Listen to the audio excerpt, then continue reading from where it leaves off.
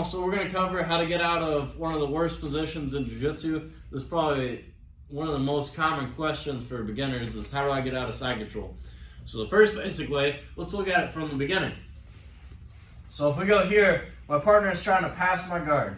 As he passes my guard, I can do a few things to help set me up for success to get my guard back. So as he starts coming down to try to hold position, I create knee to elbow and get my frame and shield that I can push away and either insert a butterfly hook or maybe lock him into a closed guard.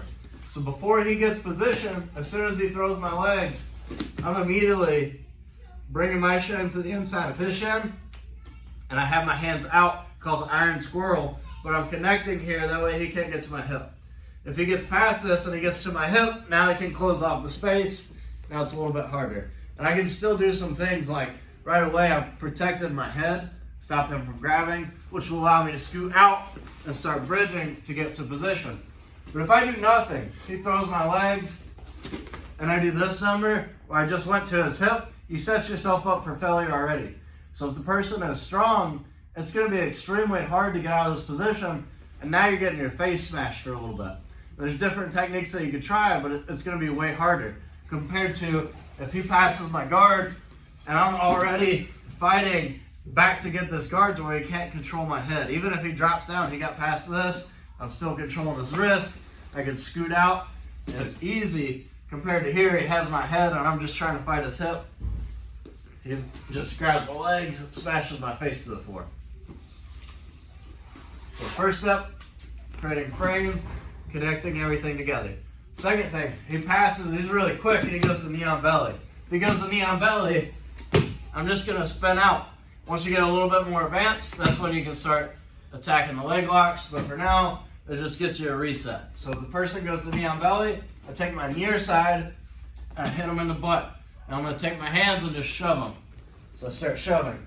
Once you get more advanced, you're in backside 50-50. I can go into my leg locks.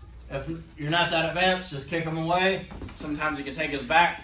It's all kinds of attacks. But like I said, depending on your level of jiu-jitsu there. So as he passes, let's say you're a little bit bigger. So he passes my guard, and you're like, Chad, there's no way I can connect and bring my knee up to my chest. So what I would do instead is I'm going to turn and use my other knee.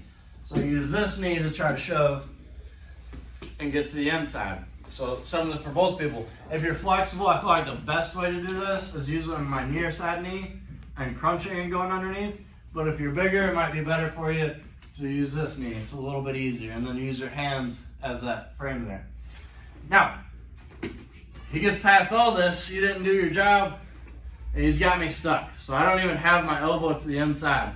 A few things I can do. First thing, I like to grab his shoulder like this and pull that shoulder down. That way I can start wiggling.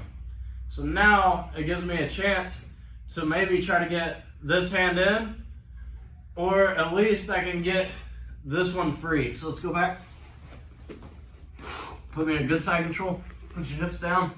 All right, he's got me stuck, right? So I start scooting and opening up. That way eventually I can get here and make a connection. Now, lift up for a second. Once I've got here, I've connected my knee and my elbow. He's still putting a ton of pressure on me, so I'm not gonna be able to get out just yet. So I wanna shove here or get my hand to the inside. Either one of them's gonna be good. I don't wanna continue fighting the hip. Now it's time to go to his hands, because he's going to be using that hand to shove. If I continue fighting his hip, look, he's just going to go back to my head again.